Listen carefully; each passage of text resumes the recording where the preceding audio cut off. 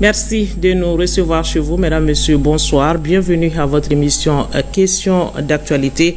Et nous faisons un gros plan sur cette annonce faite par le président de la transition. Le général d'armée Assimi Goïta a décrété la période 2026-2027 comme année de l'éducation et de la culture. Deux secteurs qui tiennent le Mali de par leur importance.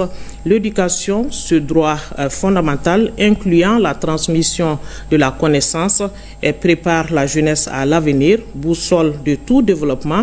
Elle permet à chaque enfant de développer son potentiel intellectuel et social, notre culture et notre identité, et les caractéristiques de notre société transmises de génération en génération. Elle inclut nos croyances, nos valeurs, nos traditions et nos coutumes. Alors, quelle peut être l'utilité d'une année dédiée à l'éducation et à la culture? Quel est le lien entre l'éducation et la culture? Et qu'est-ce qui peut être fait pendant cette année? Pour la réponse, nous avons fait appel à des spécialistes. Il s'agit de Mme Simpara Assitan Keita. Elle est la présidente du WABEP Mali, réseau africain des femmes entrepreneurs. Bonsoir, Mme Simpara. Bonsoir. Du docteur Fodje Tandjigoura, il est sociologue, enseignant-chercheur à l'université Yambo Welegem de Bamako. Bonsoir, docteur Tandjigoura. Bonsoir. Et du docteur Seydou Loua, lui, il est spécialiste en sciences de l'éducation, enseignant-chercheur également à l'université Yambo Welegem de Bamako. Bonsoir, docteur Loua. Bonsoir. Bienvenue à vous sur ce plateau. Avant d'aborder donc le thème de ce numéro, parlons du réaménagement du gouvernement, un réaménagement intervenu ce jeudi 12 février 2026. Une équipe de 28 membres, l'on note 3 départs, 4 entrées et 3 ministres deviennent ministres d'État, les tenants des portefeuilles de la défense, de l'économie et de la réconciliation. Et je vais me tourner vers le docteur Tandjigoura. Quelle appréciation faites-vous de ce réaménagement? Merci, Madame Bachili. Donc, nous avons appris, comme vous l'avez dit, l'annonce qui a été faite à partir d'un flash spécial. En tout cas, moi, j'ai 2 lectures pour cette liste. D'abord, il y a des ministères clés, des ministères dans lesquels il y a des réformes, des grands chantiers qui sont déjà en cours, et donc dont les titulaires ont été maintenus. Je pense notamment à la justice, à la défense, à la sécurité, qui ont engagé des grandes réformes dans les différents domaines. Et donc ces ministres ont été maintenus. Comme vous l'avez dit, d'autres ont été renforcés. La deuxième lecture, c'est que ceux qui ont opéré leur entrée dans le gouvernement, ils ne sont pas forcément novices. Par exemple, celui de la refondation de l'État a fait près d'une décennie étant ségal du ministère de la fonction publique. Et donc, entre autres, donc, ça veut dire qu'ils ne sont pas forcément à la périphérie de l'activité économique et politique. Donc, le reste se fera dans la pratique. On l'espère bien. Merci. Alors, Madame Separa, on a vu tout de même 3 ministres d'État. Et pour certains analystes, il s'agit d'un signal politique très fort qui considère les portefeuilles concernés comme vitaux pour l'orientation de la transition. Qu'est-ce que vous en pensez? Merci déjà à leur thème. Donc, merci à toi, Sira. Donc, en ce qui concerne le remaniement, pour les ministres d'État, moi, je trouve que peut-être que le président de la transition avait ses raisons, parce qu'un ministre d'État, c'est un ministre quand même, à ma façon de comprendre, peut accéder au président comme le président peut accéder à lui sans passer pas forcément par le Premier ministre. Donc, peut-être c'est pour un peu renforcer les efforts du président. C'est ma façon de comprendre. Bon, pour les autres ministres aussi, bon, peut-être qu'on a fait venir des techniciens, à mon avis, parce que comme il a dit, moi aussi, je connais 2 d'entre eux, donc je connais leurs capacités. Bon, cela ne veut pas dire que ceux qui sont partis ne sont pas compétents. Voilà. Mais dans tous les cas, nous, société civile, c'est nous, on demande que les ministres soient avec la population, qu'ils ne restent pas dans les bureaux. On veut le changement. Il faut un changement dans ce pays. Les ministres doivent venir vers la population, essayer de comprendre la population. Qu'est-ce qui se passe? Qu'est-ce qui ne va pas? La population peut faire quoi? Mettre la population à l'aise. On veut cette petite considération-là de la part de ces ministres. Et vos attentes sont lesquelles à l'endroit de la nouvelle équipe? C'est comme depuis tout le temps, hein, c'est pas que c'est actuellement qu'on a on a toujours des attentes, hein, parce que ce que je viens de dire, les celle qui reste cruciale pour vous. Tout est crucial. Tout est urgent, quoi. Tout est urgent, c'est bon.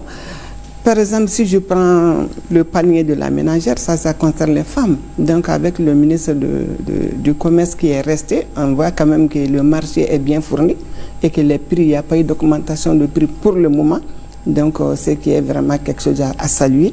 On salue ici les efforts du ministre, mais aussi pour la sécurité. Pour la sécurité, la défense de la nation, quand même, ça c'est quelque chose qui tient de tous les Maliens sont unanimes là-dessus. Il faut qu'il y ait la sécurité. En tout cas, tout passe par la sécurité. Tout passe par là. Quel qu'en soit ce qui se passe, ce que tu as ou bien tes activités que tu mènes, s'il n'y a pas la sécurité, il n'y a rien. Donc, beaucoup a été fait, hein, mais il reste encore beaucoup à faire. La menace vraiment est là. Donc, ici, ils veulent que la population, surtout la société civile, viennent avec ce gouvernement. Ce que je dis, il ne faut pas qu'ils restent dans les bureaux, qu'ils viennent vers la population. D'accord. Alors, docteur Loua, on a vu que l'administration territoriale a un portefeuille lourd tout de même, que le Premier ministre dirait. Mais maintenant, il y a un nouveau ministre pour ce portefeuille. Quelle est votre lecture de l'ossature du gouvernement actuel? Bien. Merci beaucoup, Mme Bathily. Merci à l'ORTM. Moi, je pense que globalement, c'est une bonne chose souvent d'apporter des changements. Lorsque le système grince un peu, lorsqu'il y a des blocages, il faut souvent changer le leadership pour voir ce que la nouvelle équipe peut apporter. Concernant l'administration territoriale, c'est effectivement un département assez vaste, souvent assez compliqué à gérer. C'était, à mon avis, un peu lourd pour le Premier ministre d'être Premier ministre, en même temps gérer l'administration territoriale, les collectivités. Donc c'était un peu compliqué. Donc je pense que c'est une bonne chose déjà de confier ce portefeuille à quelqu'un d'autre. Et ce quelqu'un d'autre, effectivement, n'est pas une nouvelle personne. C'est quelqu'un qui a de l'expérience, qui a longtemps travaillé dans l'administration, qui a été ambassadeur. Donc c'est quelqu'un qui a assez d'expérience et pour s'occuper effectivement d'un poste ministériel aussi large, parce que en réalité le socle du pays aussi c'est les collectivités territoriales. Donc gérer ces collectivités territoriales, ça demande de l'expérience, ça demande de l'engagement. Et là nous avons quelqu'un qui est expérimenté et quelqu'un, on espère aussi engagé pour relever le défi. Et ce gouvernement doit s'attaquer à quoi tout à l'heure? Ce gouvernement, Madame le disait tout à l'heure, en fait, au Mali, pratiquement tout est urgent, tout est priorité, parce que nous venons de loin, nous venons de très loin. Donc il arrive un moment où la population est pressée, parce qu'il y a des attentes qui sont assez larges dans tous les domaines, donc tout est prioritaire. Mais parmi les priorités aussi, il y en a qui dépassent un peu les autres. Elle l'a dit, si nous sommes dans un pays, pour la stabilité, il faut effectivement de la sécurité. Donc la sécurité fait partie, disons, des priorités des priorités. Il y a l'autosuffisance alimentaire qui est aussi une priorité. Moi, en tant qu'enseignant-chercheur, en tant qu'éducateur, je pense que l'éducation aussi fait partie des priorités des priorités. Parce que peu importe ce qu'on va acheter comme matériel, qu'on ait à manger, si l'être humain qui doit s'occuper de ces matériels-là, qui doit s'occuper des affaires du pays, si cet individu-là n'est pas formé, si nous n'avons pas ce bon capital humain qui est offert par l'éducation, eh bien nous allons, disons, prêcher dans le désert et rien ne pourra avancer. Donc l'éducation aussi fait partie de ces priorités-là auxquelles il faut vraiment s'attaquer rapidement. Parce que l'éducation aussi, il faut le reconnaître, vient de loin, sinon de très loin. Et tout à fait, c'est ce qui constitue d'ailleurs l'objet de ce débat. Nous allons donc revenir à cette question sur l'année de l'éducation et de la culture. Une annonce faite, je l'ai dit tout à l'heure, le 5 février 2026, lors de la présentation de vœux du gouvernement au président de la transition. L'objectif, selon le chef de l'État, est de refonder notre système éducatif et d'investir dans le capital humain. Nous suivons le général d'armée Assimi Goïta et puis nous revenons sur ce plateau. Je décrète la période 2026-2027, année de l'éducation et de la culture,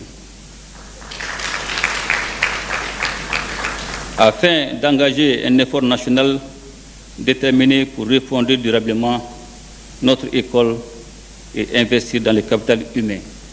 J'en appelle à la mobilisation de tous, État, communauté éducative, collectivités, familles, secteur privé et partenaires pour faire de cette priorité un sentier d'unité, de discipline et d'avenir. Car le Mali de demain s'écrit dès aujourd'hui dans nos salles de classe, nos centres de formation et nos universités. La culture ne saurait autant être enfermée dans un calendrier, elle doit être portée par un engagement durable, car elle est une force de cohésion, de dignité et de souveraineté. J'engage donc le gouvernement à poursuivre et à intensifier la revitalisation culturelle afin de contribuer pleinement à l'avènement du Mali d'Inkoura.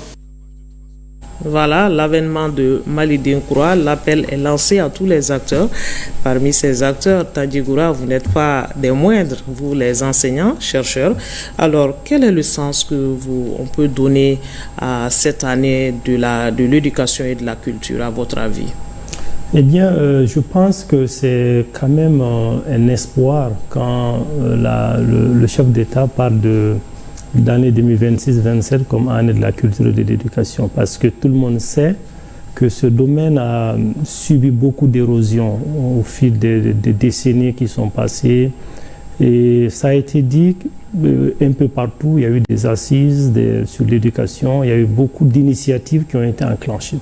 Mais de mémoire, c'est la première fois que le chef d'État porte, n'est-ce pas, donne le ton pour indiquer une fourchette comme étant celle dédiée à l'éducation et à la culture. Pour moi, c'est logique. L'année 2025 a été dédiée à la culture.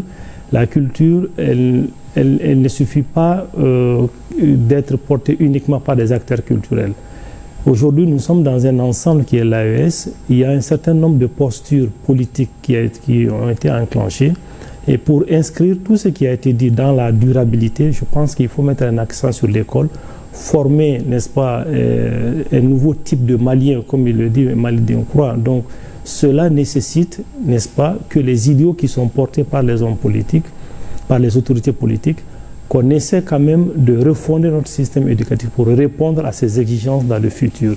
Parce que sinon, c'est une façon, n'est-ce pas, de faire prendre conscience à tous les opérateurs de l'école, que ce soit les enseignants, les promoteurs d'école, la société civile, pour que tous on mette la main à la pâte pour essayer de prendre à bras le corps ce grand malade qui est l'école malienne. Est-ce qu'on peut dire que c'est une reprise en main du système éducatif de façon générale, une façon de penser déjà à ce que nous voulons dans l'avenir que l'école soit?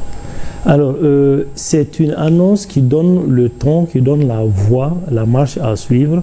Je pense qu'il y a de grands chantiers qui ont été annoncés, la construction des IFM, de certains lycées, la rénovation de l'école normale supérieure, de l'ENI. Enfin, il y a des grands investissements qui ont été annoncés. Mais j'ai envie de dire que ce n'est pas comme des infrastructures. Les ressources humaines, on investit, mais on ne voit pas tout de suite. Parce qu'on est habitué à voir tout de suite des impacts. Mais on investit dans les ressources humaines, ça prend énormément de temps pour avoir le retour. Ce n'est pas comme des infrastructures. Donc, je pense que le fait d'enclencher, de donner le ton, eh bien, ça, c'est l'action politique. Et comme il l'a dit, il invite tout le monde à prendre en charge à son niveau, n'est-ce pas, cette initiative. Donc, je crois qu'il revient aux enseignants, il revient à tous les acteurs autour de l'école de voir comment on peut faire ce couplage entre éducation et culture. Comment les idéaux qui sont portés par les autorités politiques aujourd'hui, on parle de souveraineté, on parle de refondation, on parle de créer un nouveau type de Malien, comment transposer tout ça sur le plan de l'école, sur le plan de l'éducation. C'est un grand enjeu, mais je pense qu'avec les moyens qui sont mis à disposition, on pourrait parvenir à refonder une nouvelle école orienté cette fois-ci sur ce que nous voulons amorcer comme changement. Et ce sont tous les acteurs qui sont mis à l'œuvre? C'est tous les acteurs, les enseignants, la société civile, les promoteurs d'écoles, les communicateurs, voilà, c'est tout le monde. On a déjà commencé. Alors, Madame Simpara, on est en train de faire le lien entre l'éducation et la culture. On a entendu le président tout à l'heure, il parlait de cette question de culture qui ne peut pas être isolée des autres questions. Quel peut être le lien entre l'éducation et la culture? Merci Sira. Quand on dit éducation et culture, c'est deux choses qu'on ne peut même pas dissocier. C'est à partir de ta culture, tu reçois une éducation. Et tu as une éducation pour te mettre en accord avec ta culture. Surtout chez nous au Mali ici. L'éducation d'abord, ça commence depuis à la maison, avec les parents. Donc là, c'est culturel chez nous. C'est la maman qui est là, qui commence l'éducation de l'enfant, depuis bébé au sein et tout. Et au fil du temps, il y a les autres membres de la famille qui viennent. Là, c'est culturel. Maintenant, si l'enfant quitte la famille pour aller à l'école, il va recevoir autre chose. Ça, c'est le savoir. Le savoir qu'il va recevoir de l'école, donc ça doit aller avec sa culture. Moi, je crois qu'il y a cet aspect qui a un peu flanché dans notre pays. Si tu quittes la famille, tu vas à l'école, tu es coupé avec ta culture. En tout cas, généralement, c'est comme ça, ma façon de comprendre. Et il y a beaucoup d'enfants qui vont à l'école. Au retour, quand ils viennent à la maison, en tout cas dans les pays et dans nos villes, c'est pas que l'enfant vient avec quelque chose qui va apporter quelque chose à la culture, à sa base. Non. L'école, c'est à part, la culture, c'est à part. Maintenant, avec ce que le président vient de faire, c'est pour nous dire de remettre les deux ensemble, parce qu'on ne peut pas les dissocier. Culturellement, dans nos pays, il y a les initiations au niveau des vestibules. Là, il n'y a plus ça ici dans nos pays. En tout cas, c'est rare, peut-être au niveau des villages. Mais au niveau de nos villes, ça n'existe plus. Donc, l'enfant saute cette étape. Ici, l'enfant saute cette étape pour aller à l'école. Ce qu'elle va aller apprendre, ça n'a rien à voir avec ce qu'elle a commencé à la maison. Donc, cette rupture-là, c'est ce qui a fait que les choses vont mal. Donc, c'est un appel de retour aux sources? Aux sources, à nos valeurs. Tant qu'on ne revient pas à nos valeurs, ça va être compliqué pour nous, ça va être compliqué pour les dirigeants. Parce qu'on ne peut pas diriger un peuple vraiment qui ne se reconnaît même plus ni de sa culture, ni de ce qu'il va apprendre par-ci ou par-là. Si tu vois aussi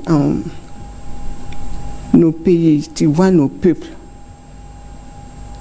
la modernisation a amené tellement de choses, a fait que le changement qui est là, c'est très très difficile de faire une année de l'éducation sans coupler avec la culture.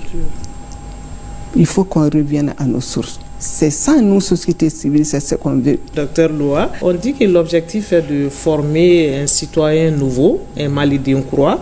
Alors, comment cet objectif peut être atteint à votre avis? Merci beaucoup, Mme Bakili. Déjà, cette annonce du président de la transition est à saluer. C'est vraiment une grande annonce. Ça donne beaucoup d'espoir au secteur de l'éducation et de la culture. Madame dit que souvent, c'est comme il y a une cassure entre les deux. En réalité, il n'y a pas de cassure entre les deux. Vous savez, l'enfant vit dans différents milieux qui exercent sur lui des influences contradictoires, mais qui visent souvent le même objectif. Il y a la famille d'abord qui commence, ensuite il y a l'école, il y a le milieu professionnel, il y a la société dans sa globalité. L'enfant, il vient à l'école déjà avec une certaine base culturelle. Il vient trouver des anciens à l'école qui ont aussi souvent la même base culturelle. Sur le milieu professionnel, souvent, il rencontre des collègues qui ont les mêmes bases culturelles. Donc, partout où l'enfant s'y rend, que ce soit un enfant, un jeune, un adulte, il est confronté à sa culture un peu partout. Est-ce qu'on n'a pas tendance à oublier notre culture au profil d'une autre? Vous savez, avec notre système éducatif. La finalité du système éducatif malien est claire. Je vais prendre justement deux éléments. Dans la finalité du système éducatif malien, on dit que le système éducatif malien doit former un citoyen patriote et un citoyen profondément ancré dans sa culture et ouvert à la civilisation universelle. Donc la finalité est claire. La finalité ne fait pas abstraction de cette culture. Mais souvent, vous avez raison, madame a raison, il y a des programmes d'enseignement souvent qui n'ont pas beaucoup de rapport avec nos pratiques culturelles. Et il y a la langue d'enseignement qui est aussi, qui peut être un petit blocage. J'appelle ça un petit blocage, c'est vrai. Est-ce que ce n'est pas un grand blocage? Bon, moi, je pense que ce n'est pas un très grand blocage, la langue d'enseignement. Vu qu'on n'a pas appris cette langue dès à bas âge, pourquoi je dis ça? C'est à l'école qu'on l'apprend. Vous savez, la langue française, moi je le dis, elle fait partie de notre culture maintenant, hein, mesdames. Ah si, la langue française fait partie de notre culture. Ce n'est pas une langue endogène, mais cette langue française fait partie de la culture malienne. Elle a été rejetée, elle a été décriée, mais elle est toujours là. Et donc, à un moment donné, il faut faire en sorte d'apprendre notre culture sans rejeter forcément l'autre. Voilà, c'est ça, être ancré dans sa culture. Il ne faut pas que l'autre. C'est ça le travail qu'il faut faire justement. Et ça, pour atteindre ce Mali d'Inkroua-là, effectivement, il faut revoir déjà l'éducation en famille. Ce n'est pas seulement l'école qui flanche. L'éducation déjà en famille est confrontée à beaucoup de difficultés, surtout avec toutes les influences extérieures. Avant, l'enfant n'était sous l'influence que de ses parents et des adultes de sa localité. Aujourd'hui, l'enfant est sous l'influence des réseaux sociaux, des parents. Il y a une ouverture médiatique qui est là, qui fait que l'enfant n'a pas seulement les parents comme repères, il n'a pas seulement les enseignants comme repères. Il a beaucoup d'emprise sur lui. Qui ont beaucoup d'emprise sur lui. Donc, c'est ce qui fait qu'aujourd'hui, l'éducation est extrêmement compliquée. Donc, pour atteindre effectivement ce Mali d'Inkroua-là, il faut qu'il y ait des repères. Madame a raison, il faut revenir vers nos fondamentaux. Mais c'est quoi les fondamentaux? On appelle ça les bonnes valeurs. Il faut revenir vers les bonnes valeurs, les valeurs positives en quelque sorte, qui déjà commencent à être enseignées à l'enfant en famille et qui continuent effectivement à l'école et qui continuent sur le milieu professionnel. Donc, pour que le Mali d'Inkroua puisse voir le jour, il faut revoir l'éducation en famille, il faut revoir les programmes d'enseignement, il faut revoir la formation des enseignants. Il faut aussi, ça fait partie de la politique gouvernementale, hein, mettre en valeur nos langues qu'on appelle aujourd'hui langues officielles, j'allais dire langues nationales, qui sont devenues langues officielles, voilà, oui, depuis la Constitution de 2023. Donc c'est vraiment une implication de tous les acteurs qui sont impliqués dans le processus éducatif, que ce soit les acteurs politiques. Le président de la transition, il a fait cette annonce, donc lui déjà, il a ouvert la voie à ce changement-là. Il y a eu une réforme qu'on appelait les États généraux de l'éducation. Le rapport a été remis au président de la transition, je pense au mois de mars 2024. Dans cette réforme, dans ce rapport, je faisais partie de la commission d'organisation. Il y a beaucoup de recommandations qui vont justement dans le sens de la formation de ces Mali d'Inkroua-là. Donc si cette année décrétée, année de l'éducation et de la culture, si on pouvait commencer déjà à regarder un peu dans ce rapport-là, quelles sont les recommandations fortes qui peuvent être commencées à être appliquées déjà, je pense que ce serait une très bonne chose. Commencer à appliquer déjà les recommandations des États généraux de l'éducation. Je pense que ce sera déjà un grand pas pour aller vers l'atteinte de cet objectif-là. D'accord. Alors, docteur Tandjigoura, comment l'école peut forger un Malien nouveau? Oui, j'allais justement réagir sur ce point parce que tout le monde dit qu'il faut un nouveau type de Malien. Mais sauf que ça ne se décrète pas.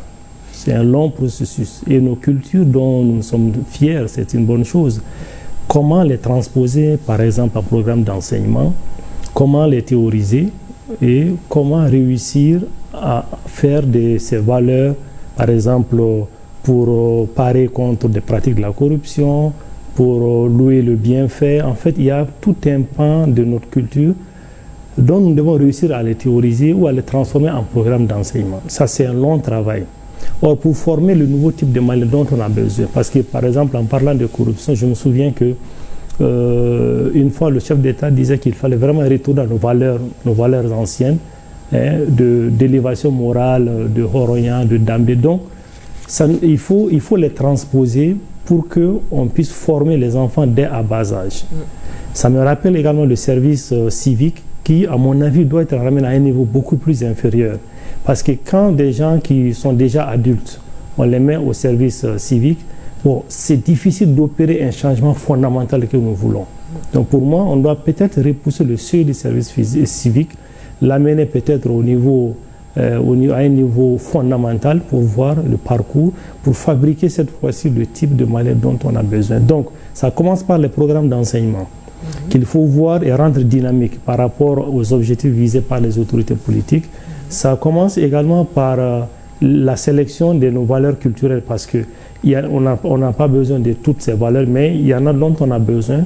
Comment les enseigner, comment les transposer en programme d'enseignement. Ensuite, les anciens eux-mêmes doivent être formés pour ça. C'est les formateurs, mais donc c'est un long processus. C'est pourquoi je dis que l'annonce politique ouvre le chantier, mais il revient à toutes et à tous d'apporter sa pierre à l'édifice pour concourir à la réalisation d'un nouveau type de Malien. Nous faisons tous partie, nous sommes tous acteurs, et donc chacun doit apporter sa pierre.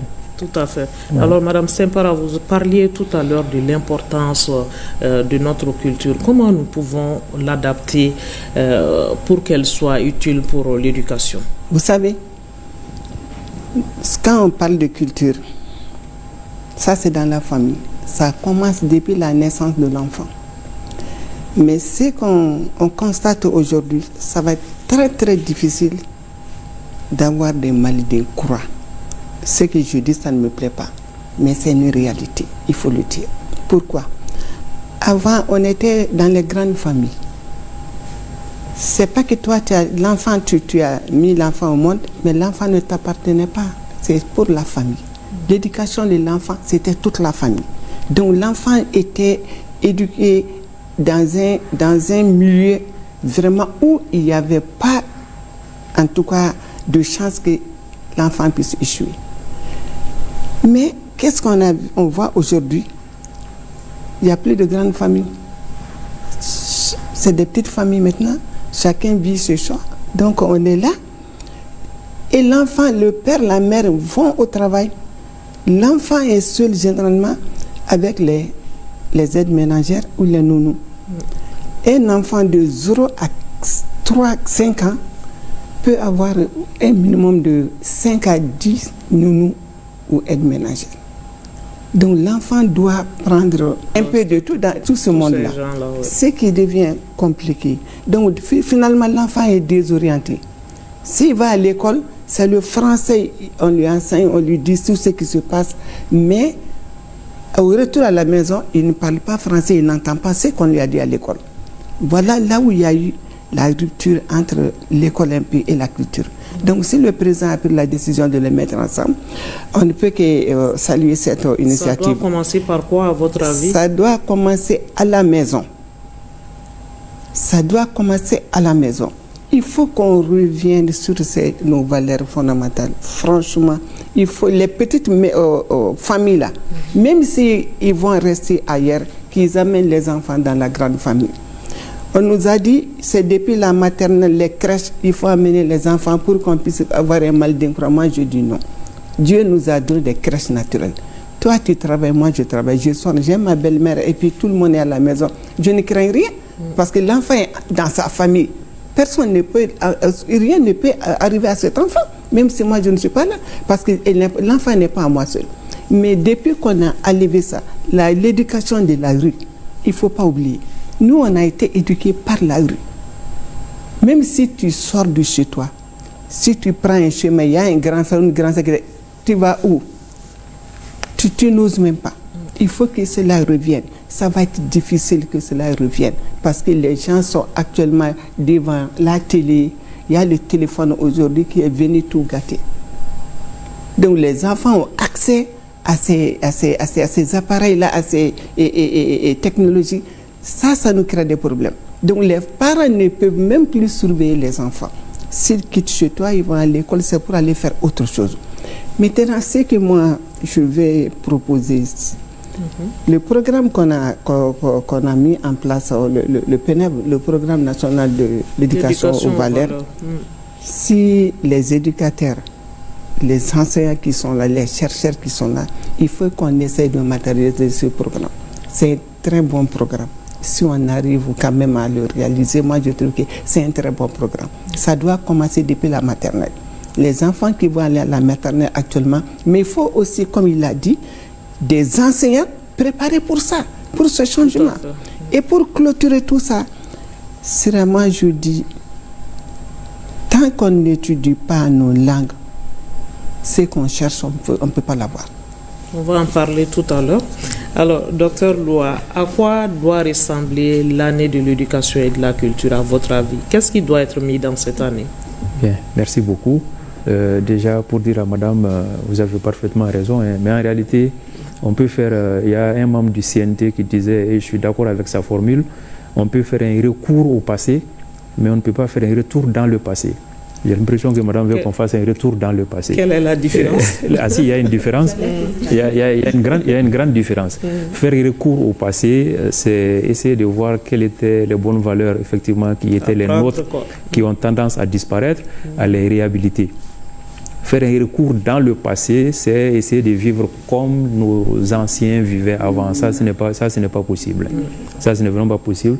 La société a changé, le monde change, donc il faut qu'on s'adapte. Il faut changer avec, même s'il y a certains changements qu'il ne faut pas forcément suivre. Voilà. Concernant qu'est-ce qu'on peut faire cette année, comme année de la culture, vous savez, moi, je suis convaincu que les autorités vont mettre effectivement, vont faire beaucoup d'efforts pour commencer à poser les bases effectivement d'une bonne refondation du système éducatif. Mais une année ne suffit pas pour changer l'école. Dr Tandjogora le disait tout à l'heure, le temps d'une réforme éducative n'est pas le même temps d'une réforme politique. Le temps d'une réforme éducative doit se faire sur le long terme, souvent même sur le très long terme. Déjà, on commence, je le disais tantôt, qu'est-ce qu'on peut faire? Déjà, on peut commencer effectivement à appliquer les recommandations des États généraux. Bon, on va dire que j'ai fait un peu la publicité des États généraux parce que j'étais organisateur, mais en réalité, je sais qu'il y a des recommandations fortes là-dedans qui vont dans le sens, qui vont dans le sens des préoccupations des Maliens, notamment la formation du Mali d'Inkura. Et ces États généraux ont été d'ailleurs convoqués par le même président de la transition pour ça. Donc le rapport est là. Déjà, on peut commencer par appliquer effectivement les recommandations de ces rapports-là. Et le président de la transition, il a déjà commencé l'inauguration de quelques salles de classe qu'il a pu construire dans une école de sourds-muets au niveau de la rive gauche du district de Bamako. Ça, c'est déjà un premier pas. Et les changements au niveau de l'école, ce sont des changements qu'on appelle des améliorations à bas bruit. Des petits changements, finalement, on va arriver à une réforme assez large du système éducatif. Il faut commencer à penser déjà à la réforme des programmes d'enseignement. Ça, c'est quelque chose qui est très fort. Essayer de voir comment adapter effectivement ces programmes d'enseignement-là à nos besoins réels, aux besoins réels de la société malienne, des Maliens, sans pour autant s'enfermer. Il ne faut jamais s'enfermer. Il faut être ancré dans sa culture, mais il ne faut pas être fermé à la civilisation aussi occidentale. Qu'est-ce qui peut être mis dans ces programmes dont vous parlez? Qu'est-ce qui doit changer? Ce qui doit changer déjà, c'est la vision de l'école. La vision de l'école, il ne s'agit pas seulement de transmettre la connaissance effectivement aux enfants. En plus de la connaissance qui doit être transmise aux enfants, il faut aussi qu'ils apprennent à faire. Pas seulement qu'ils apprennent à savoir, mais qu'ils apprennent à faire. Et aussi qu'ils apprennent à être. Le savoir-être. Ça, c'est extrêmement important. Et c'est là où nous faisons appel à nos valeurs positives. Le respect, la solidarité, l'entraide, des valeurs qui, effectivement, faisaient la beauté de la société malienne avant, qui ont tendance à disparaître avec ce que madame appelle, effectivement, l'occidentalisation à outrance. Les gens sont devenus solitaires. Tout le monde pense uniquement à soi. Les enseignants, souvent, ne sont pas bien formés. Les parents, souvent, ne savent pas ce qui se passe à l'école. Les langues d'enseignement, madame le disait tout à l'heure, on a tenté d'utiliser les langues d'enseignement. Il faut revoir aussi ce volet pédagogique-là. Ça a été tenté, ça n'a pas marché? Ça a été tenté depuis les années 1979, en réalité, l'utilisation des langues nationales dans l'enseignement fondamental. Ça a été tenté avec la pédagogie convergente. Actuellement, on est encore en train de le faire sous la coupole du curriculum de l'enseignement fondamental. Qu'est-ce qui fait que ça ne marche pas? Ça ne marche pas parce que, moi je pense honnêtement que ça ne marche pas parce que les autorités n'ont pas mis effectivement l'accent sur la chose. Pourquoi je dis ça? Parce qu'on dit utiliser les langues nationales, les enseignants ne sont pas bien formés pour l'utilisation de ces langues nationales-là. Ça, c'est un premier problème. Deuxième problème, on utilise les langues nationales en fonction des aires linguistiques. C'est ça la politique linguistique du Mali. On utilise en fonction des aires linguistiques, c'est-à-dire on regarde la localité où une langue est la plus parlée, on utilise cette langue dans les écoles de cette localité-là. Sauf que moi j'ai publié un article là-dessus, je pense que c'était en 2017 ou 2018, j'ai fait un article sur Bamako et j'ai posé la question à beaucoup de parents d'élèves sur les deux rives. Alors les parents, majoritairement c'est qu'on m'a dit, ils ne sont pas contre. Mais sauf que chaque parent veut que ce soit sa langue maternelle qui soit effectivement enseignée à l'école. Et ça, c'est un premier blocage.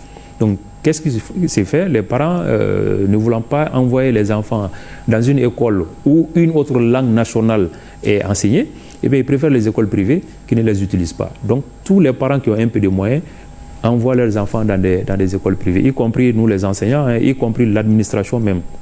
C'est comme si l'administration nous vendait quelque chose à laquelle elle ne croyait pas elle-même. Si vous voyez un directeur d'une école publique où on utilise une langue nationale, scolariser son enfant dans une école privée à côté parce que lui-même il ne croit pas au bien fondé de la chose. Donc si nous les parents, en tout cas le citoyen lambda voit ça, lui aussi il ne va pas y croire. Donc ça aussi ça fait partie des blocages. Autre blocage, ça c'est ce qu'on appelle l'instrumentation des langues. Le fait que les langues ne sont pas très bien outillées. Quand on veut utiliser une langue nationale dans l'enseignement, il faut que les manuels scolaires soient traduits effectivement dans cette langue-là. Il faut que les enseignants soient formés dans cette langue-là. Il faut que l'enseignant, on ne peut pas enseigner dans une langue si on ne maîtrise pas la langue. Sinon, on vient effectivement, les enfants aussi ne vont pas bien comprendre. Donc, qu'est-ce qui se passe? On trouve souvent que les enseignants, ils ne sont pas bons en français, ils ne sont pas bons en langue nationale non plus. Et ce sont les deux langues nationales qui sont utilisées.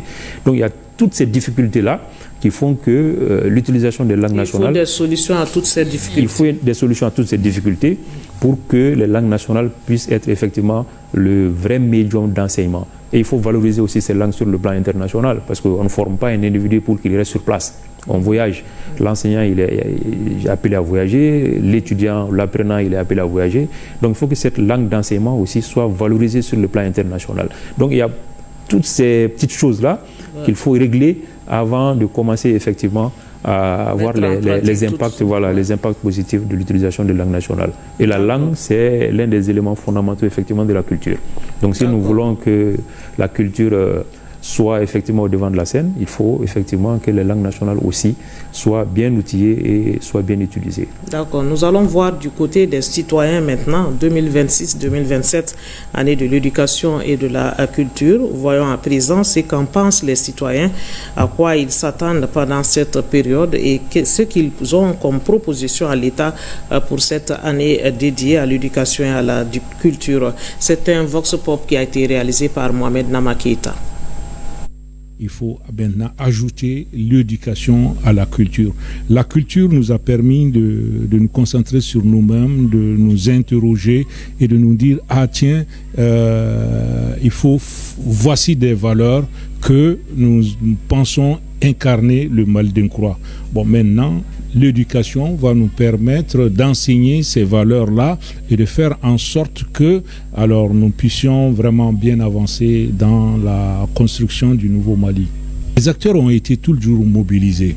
Maintenant, ce que nous demandons, la haute autorité politique a décidé de planter le décor. Ce que je leur demanderai d'abord, je leur demanderai qu'il y a eu beaucoup de choses qui ont été faites l'année de la culture. Par rapport au statut de l'artiste, il reste un travail à faire. Par rapport à la professionnalisation des acteurs des différentes filières, il faut le faire. C'est maintenant ce qui va permettre de créer des présomptions de contrat, de permettre que les artistes soient considérés comme des travailleurs.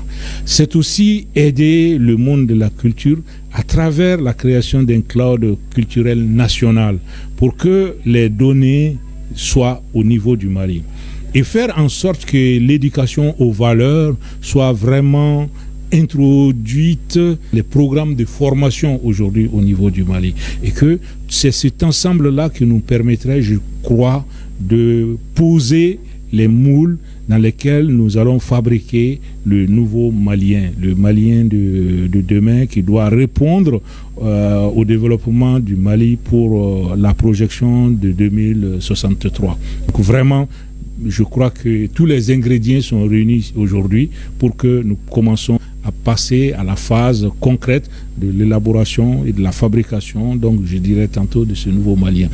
Les artistes ont bien répété. Maintenant, on va dire que le spectacle, il est prêt. Ils ont pas pris du temps pour répéter. Maintenant, chacun sait le rôle qu'il va jouer et les artistes vont jouer leur rôle. Il n'y a aucun souci. C'est difficile de dissocier l'éducation de la culture. Les deux sont intimement liés.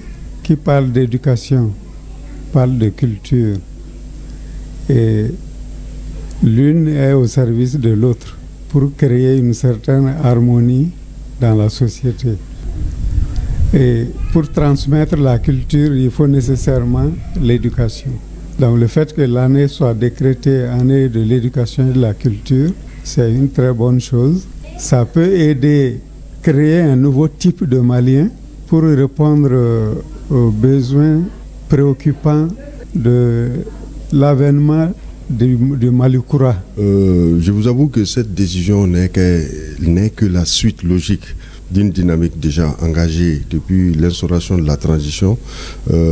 Si on se remémore de l'instauration de l'éducation aux valeurs, qui a été une décision importante de la transition, afin de pouvoir forger le Mali d'Inkura, un Malien imbu des valeurs et surtout de notre culture, de nos traditions, de notre propre histoire, que ce nouveau Malien puisse émerger dans les années à venir. Et cela permettra de rendre nos écoles comme des centres de formation des citoyens modèles. Et c'est comme ça qu'on pourra bâtir une nation solide, une nation où sa population connaît son histoire. C'est une très bonne décision. Il y a beaucoup à faire au niveau de l'éducation, au niveau des structures de l'éducation. La création des écoles, la rénovation des salles de classe, voir l'effectif des élèves, comment décongestionner certaines écoles au niveau de Bamako, dire sur la création des écoles privées, puisqu'il y a certaines écoles privées qui ne méritent pas vraiment d'agrément. Une très bonne décision.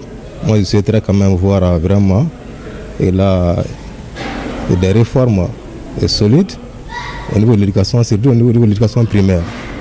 Et là, même s'il faut revoir également les centres de formation des enseignants du primaire. Donc la culture, c'est ce qu'un peuple a de particulier. D'autant plus que la culture se transmet par l'éducation active. C'est comme les pédagogues le disent. À la différence de l'animal, l'homme devient un humain par l'éducation active et l'acculturation passive. Donc, on ne peut que saluer cette décision. Mais la première responsabilité incombe aux dirigeants. Vous voyez, le problème de l'Afrique, essentiellement, c'est la perte d'identité. Les peuples africains ont pratiquement perdu leur identité socio-culturelle. Et ça, depuis.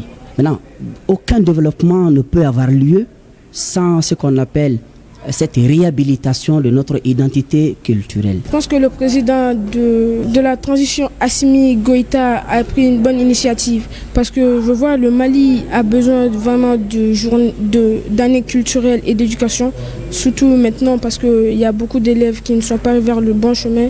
Donc j'espère que voilà, ça apportera beaucoup de changements dans le développement du pays. Voilà, développement du pays, tout le monde est unanime là-dessus, les enfants eux-mêmes se sont exprimés. Alors, docteur Tandjigoura, il y a quelqu'un qui l'a dit, le programme d'éducation au niveau des écoles, qu'est-ce que cela peut avoir comme effet à votre avis? Ça contribue quand même à façonner un nouveau mental pour l'homme malien, parce que nous cherchons à construire un type nouveau. Cela se fait autour des valeurs que nous pensons être des valeurs positives et donc les enseigner à bas âge. Mais j'ai envie de dire, quand je regarde le reportage, qu'il y a trop de défis. En fait, il faut qu'on ait une méthode. On ne peut pas faire tout en même temps. Pour moi, il faut d'abord s'atteler à la remise en route des infrastructures, par exemple. C'est une façon de contribuer. Ensuite, les programmes d'enseignement, il faut qu'on laisse la primeur, en tout cas aux enseignants qui constituent des comités pédagogiques, sur la base des déclarations politiques. Si on veut réformer un système d'enseignement sur la base de nos valeurs, eh bien que ce rôle revienne aux enseignants, donc qu'ils le fassent, mais sous l'autorité politique des décideurs. Donc, le programme d'éducation aux valeurs, ça renferme un grand nombre de pans de notre culture, mais si nous voulons réaliser tout de suite, on risque de ne pas arriver au résultat escompté. Donc, moi, de mon point de vue, ça doit être étalé sur plus d'une décennie. Les réformes de l'éducation, ça atteint des décennies. Ouais. Donc, il y a un premier temps où il y a des résistances. Il faut aller étape par étape. Il faut aller étape par étape. Il faut tester des innovations parce qu'on ne peut pas innover globalement tout le temps. Enfin, on ne peut pas faire une innovation globale. Il faut tester des systèmes, voir leur efficacité, ensuite l'étendre progressivement. En tout cas, toutes les réformes du système éducatif, ce sont des réformes qui sont induites progressivement jusqu'à satisfaction et jusqu'à réaliser le type de Malien dont on veut. Et donc, nos valeurs doivent s'arrimer à des programmes d'enseignement. Il ne s'agit pas de balayer telle ou telle chose, mais il s'agit de regarder est-ce que dans tel enseignement, on peut introduire des valeurs culturelles positives pour orienter celui qui sera formé vers l'objectif que nous visons à former telle personne vers un type de Malien nouveau. Donc ça doit se faire dans tous les domaines. C'est pourquoi ça prendra du temps et le temps a été donné. Donc il faut se mettre au travail, quoi. Oui, beaucoup de défis à relever, Madame Simpara. Il y a quelqu'un qui parlait tout à l'heure de dire sur les écoles privées, ça me fait penser aux écoles publiques. Qu'est-ce que l'État peut faire pour mettre l'image d'antan de nos écoles publiques? Parce que tout le monde va vers les écoles privées maintenant. Bon, là, quand même, Sira, merci. Là, c'est la responsabilité des autorités. Moi, je serais d'accord, par exemple, quand on oblige les écoles privées à aller sur le même programme que les écoles publiques. Parce qu'on voit qu'il y a une très grande différence encore les programmes des écoles privées et des écoles publiques. Et là, déjà, ça amène une certaine discrimination. Et alors que ce n'est pas tout le monde qui a les moyens d'amener son enfant dans une école privée. Ça, c'est une chose. Autre chose, c'est quoi? C'est que actuellement, ce qu'on fait dans nos écoles, la formation qu'on donne à nos enfants, ça ne les amène pas loin. Comme vous constatez, il y a tellement de chômeurs parce qu'on n'a pas lié la formation au travail, à l'emploi. Donc beaucoup d'enfants... L'adaptation des besoins de formation, des besoins d'emploi à la formation. Et le marché de l'emploi. Il faut bien que ça soit adapté. Et puis, pour cela, qu'est-ce qu'on doit faire? Les enseignants disent qu'il faut leur donner la priorité pour voir tout ça. Mais moi, je crois que la priorité doit être donnée d'abord aux parents. Il faut que les parents comprennent que quand l'enfant va à l'école, c'est pour aller apprendre quelque chose qui peut lui servir et servir le pays. Mais si l'enfant doit apprendre et venir être chômeur auprès de ses parents, on a ce problème-là aujourd'hui au niveau de la société civile. Tous les parents se plaignent que mon enfant a fini l'école, mais il chôme. Pour éviter ça, il faut le changement. L'éducation aux valeurs dont on a évoqué tout à l'heure, moi je l'ai dit. L'éducation d'abord, c'était une recommandation des assises nationales. Et l'éducation ne faisait pas partie des priorités. C'est avec notre comité indépendant de suivi et évaluation qu'on a vu l'importance de l'éducation. On a demandé à ce que ça fasse partie des priorités. Et c'est ce qui a été fait. Et ce qui a amené les assises au niveau les états généraux de l'éducation. On est sur l'éducation, mais il faut qu'on essaye de prendre une droite ligne, tout le monde ensemble, pour aboutir à quelque chose. Sinon, si chacun doit faire quelque chose de son côté, ça va être très très difficile pour nous de réussir. Pourquoi tout le monde se plaint de l'éducation? Il y a quelque chose qui n'a pas fonctionné. Qu'est-ce qui n'a pas fonctionné? Est-ce que c'est les enseignants? C'est du côté des enseignants? Ou bien c'est du côté des élèves, des enfants? Ou bien c'est du côté des parents? Donc il faut qu'on se mette ensemble, prendre une solide direction, une ligne claire et directe, vraiment pour trouver une solution pour une fois pour toutes à l'école malienne. Comme il a dit, ça ne va pas se faire en 2 ou 3 ans. Ça va se faire dans la durée. Et on est d'accord avec ça. Déjà avec Malikoura Tassra, on parle de Mali d'Inkoura. Ce n'est pas aujourd'hui qu'on veut le faire tout de suite. On ne va pas réussir. Mais les problèmes de l'éducation, comme je l'ai dit, ça part de loin. Ça part de très loin. Alors, docteur Loua, par rapport au micro-trottoir que vous avez suivi tout à l'heure, c'est ressorti dans les interventions. Beaucoup demandent à ce qu'on fasse recours au programme d'éducation aux valeurs. Qu'est-ce qui est dans ce programme et qui peut être utile au Mali? Bien, merci beaucoup. Le programme d'éducation aux valeurs, effectivement, il y a un autre processus qui est en cours. Bon, ça rejoint effectivement ce même programme qu'on appelle Mayani Dambé. Ça revient à la même chose. Dans ce programme, effectivement, il est demandé de revenir effectivement aux fondamentaux. Les fondamentaux, c'est quoi? C'est tout ce qui constitue effectivement le socle de notre société. Je le disais tantôt, d'abord il y a les langues nationales qui constituent, disons, un élément fondamental quand on parle de culture. Donc utiliser les langues nationales à bon escient. Le respect des valeurs comme l'acharnement au travail, ce qui est une valeur qui a tendance à disparaître effectivement dans la société malienne. Les gens veulent avoir tout, mais en réalité peu veulent travailler. Donc l'acharnement au travail fait partie effectivement de ces valeurs-là, de l'éducation, du programme d'éducation aux valeurs.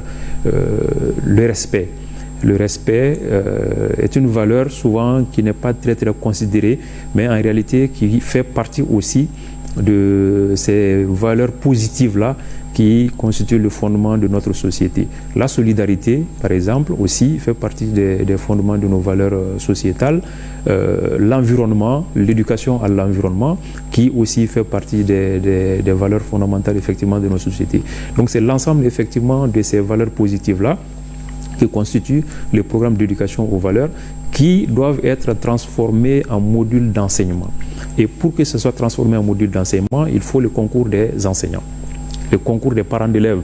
Madame disait tout à l'heure, là où ça flanche, est-ce que c'est les parents, est-ce que c'est les enseignants ou est-ce que c'est la société? C'est tout ça. Mais en réalité, je pense que les premiers responsables, c'est les autorités politiques. C'est eux qui doivent ouvrir la voie, c'est eux qui doivent montrer le ton. Et ils viennent de le faire. Donc maintenant, les autorités politiques ont donné le ton, ont montré la voie. Maintenant, ils doivent effectivement mettre à la disposition maintenant de ces acteurs de l'éducation pour que les objectifs puissent être atteints en termes d'éducation aux valeurs, en termes de formation du nouveau Malien, le Mali d'Inkoura, qui ne peut pas se faire sans un changement profond des programmes d'enseignement. L'école et la famille doivent travailler ensemble. Les valeurs que je viens d'évoquer commencent en famille. L'enfant vient à l'école à l'âge de 6-7 ans, ça trouve qu'il a déjà commencé avec une base au niveau de la famille. Les enseignants constituent en fait la relève, en tout cas le relais de ce que les parents commencent à faire à la maison. Donc si on arrive à transformer effectivement ces programmes d'éducation aux valeurs qui, à mon avis, sont encore théoriques, si on arrive à les transformer en véritables modules d'enseignement avec des objectifs clairs, des objectifs de formation, des objectifs de savoir, des objectifs de savoir-être, pour que plus tard, l'enfant puisse, ou en tout cas l'adulte puisse s'insérer effectivement dans la vie professionnelle, dans la vie sociale, pour essayer de faire en sorte que l'éducation soit, je pense que c'est ce que les autorités veulent, l'éducation et la culture soient effectivement le socle du développement, le socle, les fondements de ce nouveau Mali. Donc l'éducation aux valeurs, effectivement, doivent être transformées en module d'enseignement. Et actuellement, il y a le ministère de l'Éducation, le ministère de l'Enseignement supérieur et le ministère de la Culture qui ont un programme en cours qu'ils ont appelé Mayani Dambé, qui, sur le long terme, comme en tout cas c'est ce qu'ils ont dit, ils veulent transformer ça en module d'enseignement, former les enseignants pour que les enseignants aussi puissent transmettre ces valeurs effectivement aux apprenants. Il y a un module souvent qui est négligé, l'ECM, tout le monde connaît l'ECM, l'éducation civique et morale. C'est un module d'enseignement. Nous avons proposé dans les états généraux que ce module soit une matière principale à tous les niveaux, que ce soit au DEF, que ce soit au bac ou même à l'université. Et à travers effectivement l'ECM, on peut faire recours à ces programmes d'éducation aux valeurs pour que les enfants puissent apprendre l'histoire du pays, pour essayer d'inculquer le patriotisme dans le cœur des Maliens, en tout cas du jeune Malien. Dr Tandji Goura le disait, il ne faut pas attendre que l'être humain ait 20 ans, 22 ans ou même plus pour l'amener effectivement à l'éducation dans les centres de SNJ. Donc il faut vraiment que ça commence dès le bas âge. D'accord. Voilà. Alors, Dr Tandji Goura, Dr Loua l'a dit, les États généraux de l'éducation avaient recommandé de refonder carrément le système éducatif malien. C'est que quelque chose ne va pas. Il y a cette question cruciale de nos langues nationales qui sont devenues des langues officielles. Comment on peut utiliser ces langues à bon escient aujourd'hui, à votre avis? Alors, je pense que pour ce qui concerne les langues nationales, il y a les langues officielles désormais, il y a un réel enjeu à ce niveau-là, parce que l'enjeu, c'est comment d'abord former les anciens qui soient capables d'enseigner dans ces langues-là. Et je vous fais l'aveu qu'il n'y en a pas beaucoup en réalité qui savent, par exemple, enseigner leur matière dans une langue officielle quelconque, et qui n'est pas le français. Donc, en fait, respectons les étapes. Il faut que dans les matières, on réussisse quand même à transposer conceptuellement les enseignements dans tous les domaines. Et donc, si les anciens eux-mêmes sont formés, ils pourront enseigner et former dans ces langues officielles, donc dans les langues nationales. Mais ce n'est pas le cas.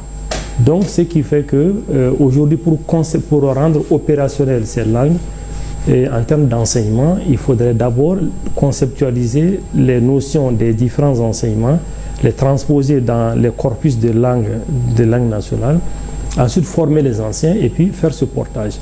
Mais notre problème n'est pas que ça. Il y a par exemple le chômage et l'emploi, parce qu'il va toujours demeurer le chômage théoriquement. Alors donc notre problème, c'est que nous avons construit des filières qui sont restées figées pendant très longtemps, qui n'ont pas été dynamiques avec le marché de l'emploi. Par exemple, dans certains pays, pour construire les parcours académiques, les cursus, on part du marché de l'emploi d'abord. On regarde et puis on dit quels sont les besoins. À partir du marché de l'emploi, on construit un cursus, un parcours qui est donc dès à l'origine adapté à un marché de l'emploi. Donc nous faisons le contraire, si je puis m'exprimer ainsi. Donc c'est pour dire que nous avons beaucoup de problèmes. Nous, on forme d'abord, après on cherche l'emploi. On forme d'abord, après, entre-temps, le marché évolue, le marché évolue. Mais je précise qu'il n'y a aucun pays au monde où la formation est parfaitement adaptée à l'emploi. En fait, ça n'existe pas.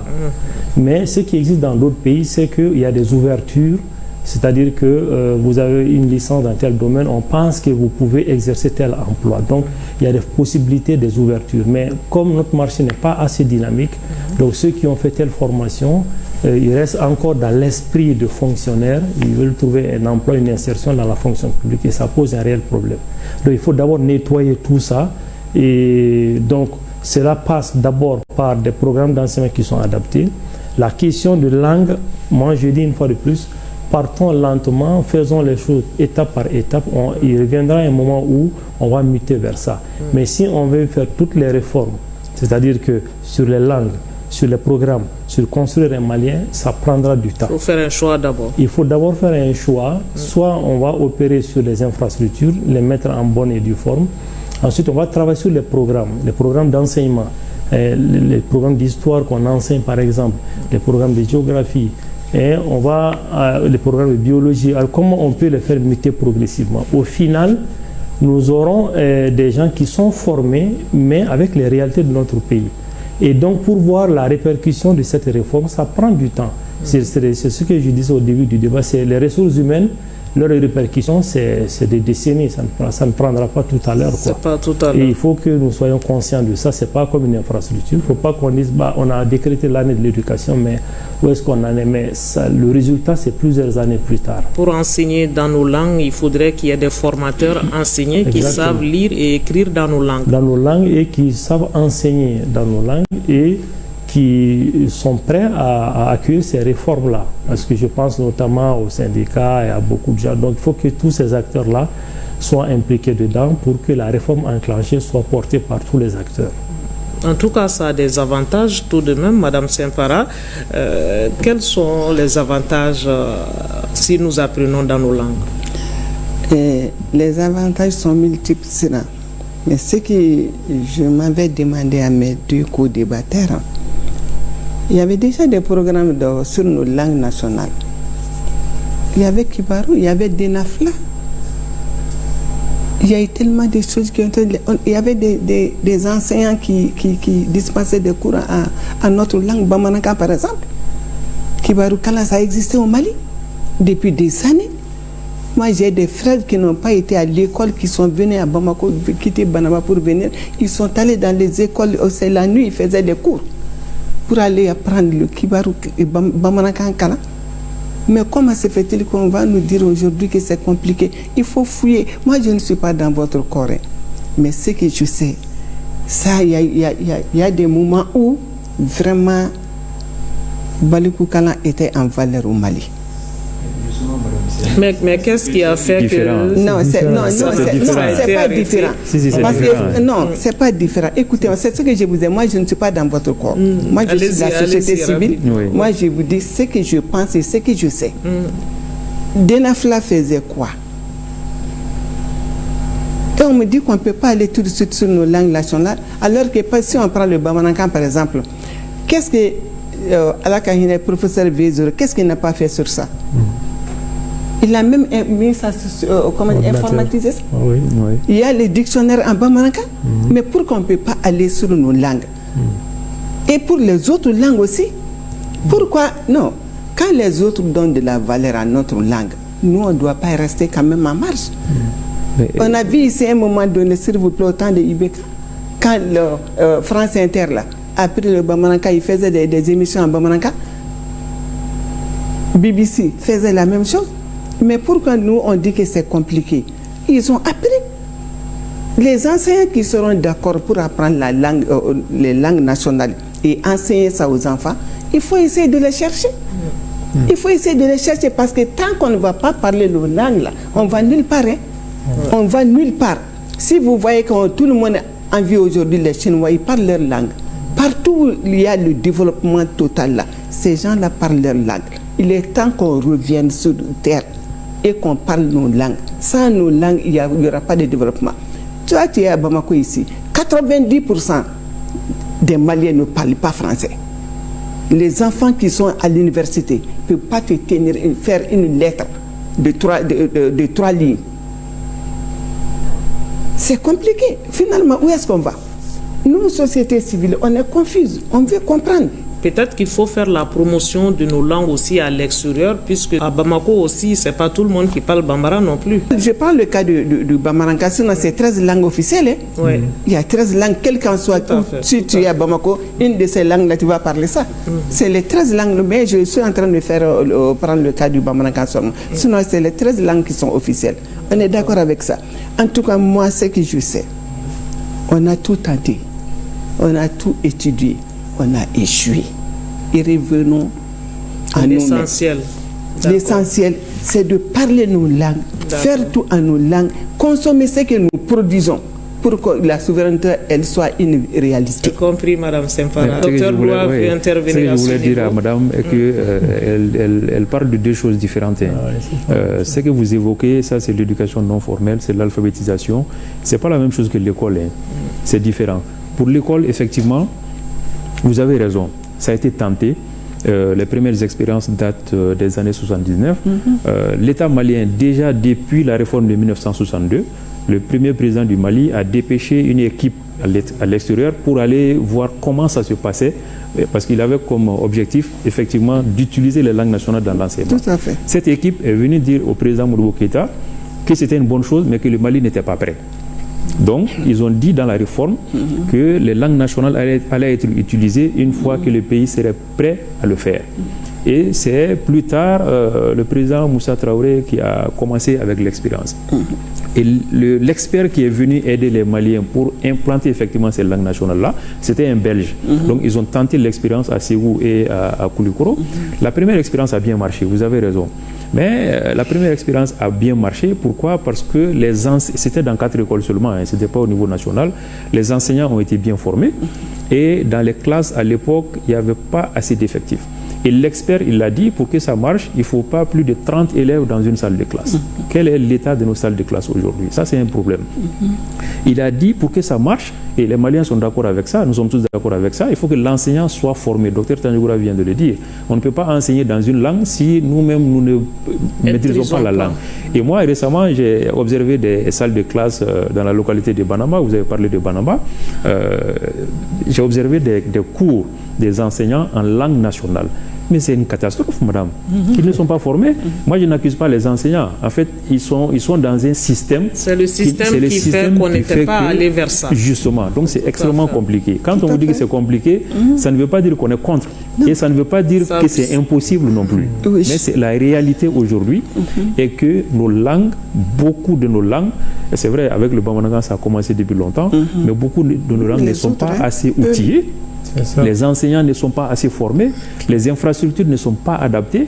Vous savez, il y a des classes aujourd'hui à double division, c'est-à-dire 2 niveaux dans une même classe. Il y a des classes à double vacation, il y a des classes même à Bamako avec plus de 100 élèves dans une seule salle de classe. Dans ces conditions, on ne peut pas aller vers l'utilisation des langues nationales. Oui, maintenant on vous donne la possibilité avec l'année de l'éducation et de la culture, on vous donne la possibilité de faire des propositions parce que nous, on veut aller vers ça. On ne veut plus le français. Dans les états généraux de l'éducation, non, ça, madame, ça c'est un peu extrême. Non, c'est pas extrême. On va s'écouter, Madame Sempara. Oui. Madame Sempara, on va s'écouter. Laissez-le terminer. Utiliser la langue nationale ne veut pas dire qu'on est contre la langue française. Non, pas du tout, pas du tout. Voilà, si vous dites qu'on ne veut plus de la langue française, c'est comme si c'est quelque chose qui a rejeté. Ça sera une erreur. Voilà, donc on veut utiliser nos langues nationales. C'est pas rejeté, mais on ne veut pas. Mais d'autres langues, étudier d'autres langues aussi, on ne doit pas être contre. Non, pas du tout, pas pour être ouvert au monde. Moi, je suis là à faire le débat en français. C'est quelque chose qui me rend malade. Bon, moi, j'ai envie de parler. Franchement, un mot, docteur Tandjikoura. Elle a parlé du cas de la Chine. La Chine a pris le temps, n'est-ce pas, de traduire ces programmes-là, de trouver des moyens. En fait, l'enseignement d'une discipline, on doit traduire les mots, les concepts de cette discipline dans la langue dans laquelle on veut enseigner. C'est bien ça. Et ça prend du temps. C'est pas un truc qu'on ouvre le placard et puis on prend. Non. Je vous donne un exemple concret. Maintenant, la difficulté, madame, la difficulté, c'est on va organiser. Voilà, la difficulté, c'est qu'aujourd'hui, il y a l'outillage conceptuel de nos langues. C'est-à-dire qu'il faut que les langues aient un portage conceptuel pour pouvoir accueillir ces disciplines-là. Ça prend du temps.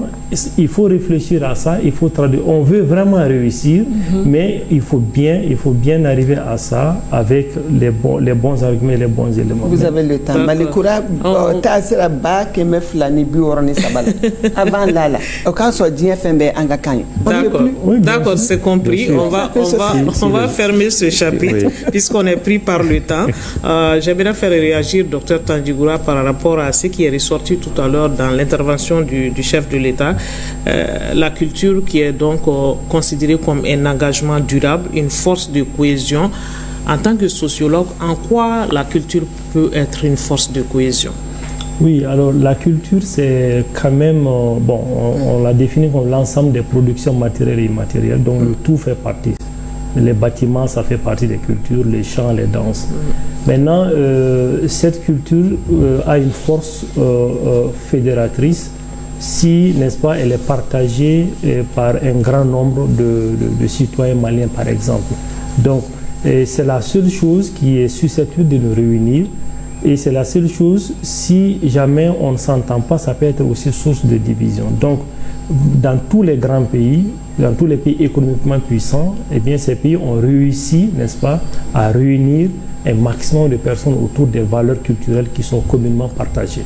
Et aujourd'hui, le Mali, je dirais, on est plutôt en danger sur le plan culturel parce qu'on est envahi par un certain nombre de pratiques qui sont entrées à travers des réseaux, parce que nous ne maîtrisons même pas les contenus des réseaux sociaux. Je rappelle qu'on dit que c'est un danger, mais en Chine, c'est contrôlé. Le contenu est contrôlé dans beaucoup de grands pays. Donc, on n'est pas encore arrivé à ce niveau de contrôle des contenus des réseaux sociaux.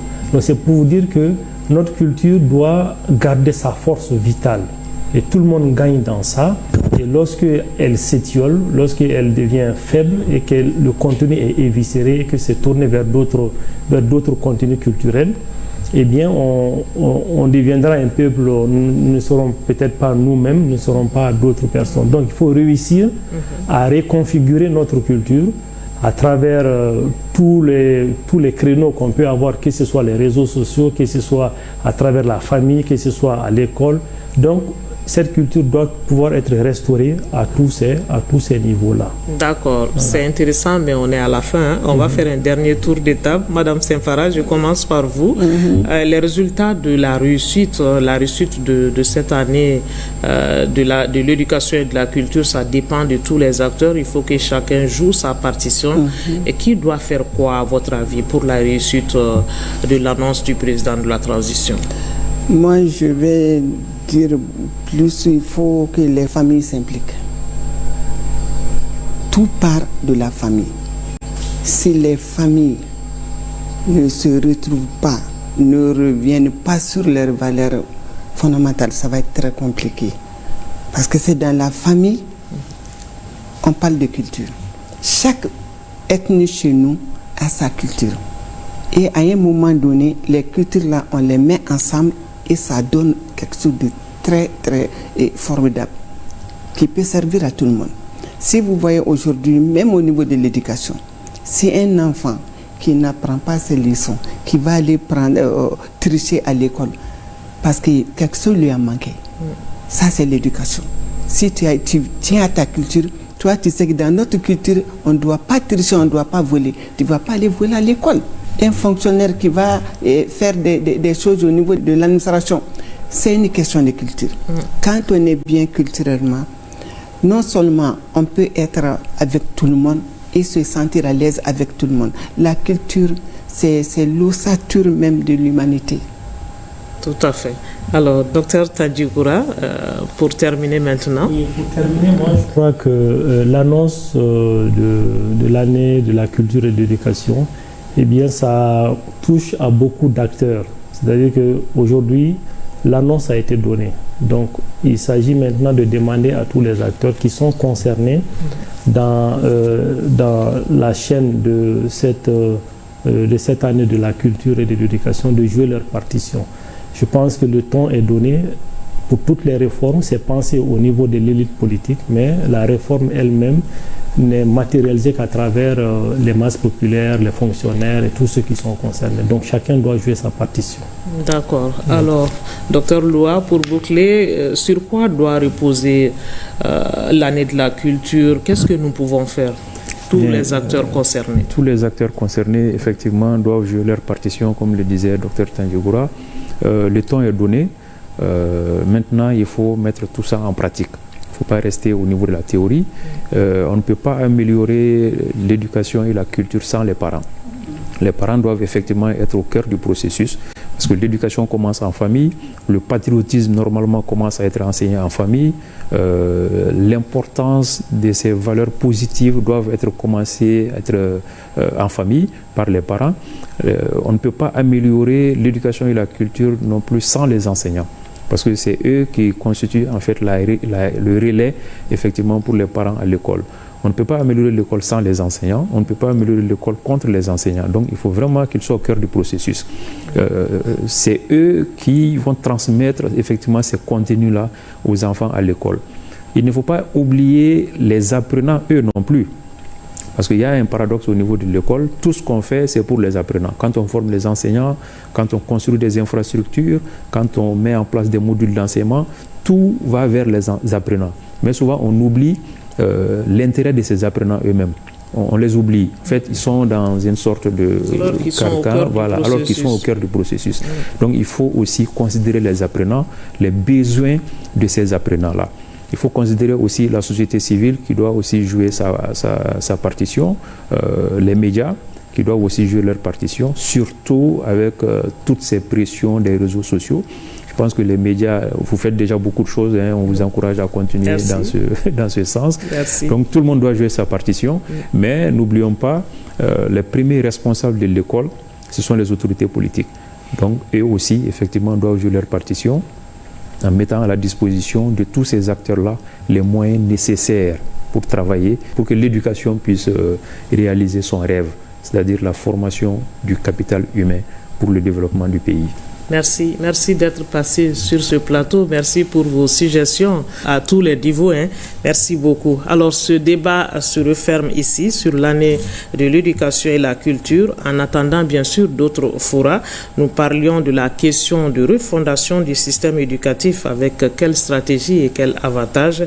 Et nos invités étaient Madame Simpara Assitan Keita. Elle est la présidente de WABEP Mali, réseau africain des femmes entrepreneurs. Dr Foudje Tandjigoura, sociologue, enseignant-chercheur à l'université Yambo Wellegem de Bamako, et Dr Seydou Loa, spécialiste en sciences de l'éducation, enseignant-chercheur aussi à l'université Yambo Wellegem de Bamako. En espérant que vous avez eu un intérêt à nous suivre, nous vous souhaitons de passer d'excellents moments de télévision en notre compagnie. Et je rappelle que ce débat a été réalisé par Jakari Diakone Djaki. Merci de votre attention.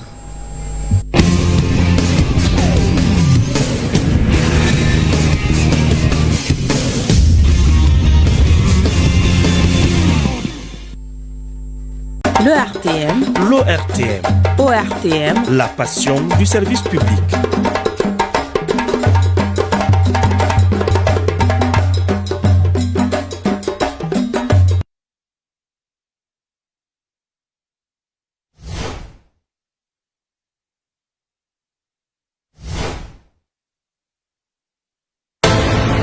L'entrepreneur, l'entrepreneur, l'entrepreneur.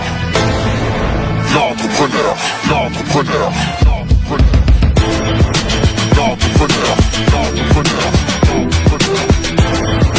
l'entrepreneur, l'entrepreneur,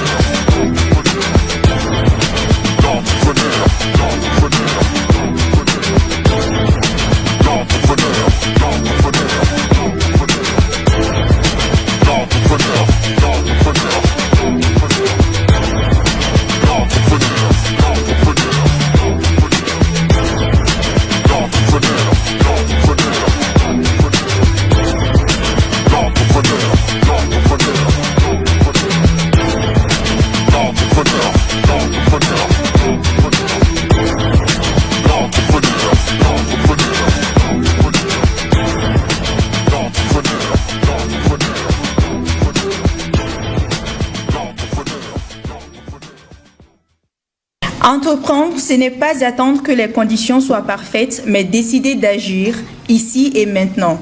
Et oui, mesdames et messieurs, l'entrepreneuriat commence là où s'arrête l'excuse et où naît l'action. Mesdames et messieurs, distingués invités, bonsoir et bienvenue dans cette chaleureuse salle de la Maison des entrepreneurs, appellation affectueuse donnée au Conseil national du patronat du Mali par son chef, Monsieur Moussadek Bali. Je suis Hawa Adaman Koulibaly et j'ai l'honneur de vous accompagner tout au long de cette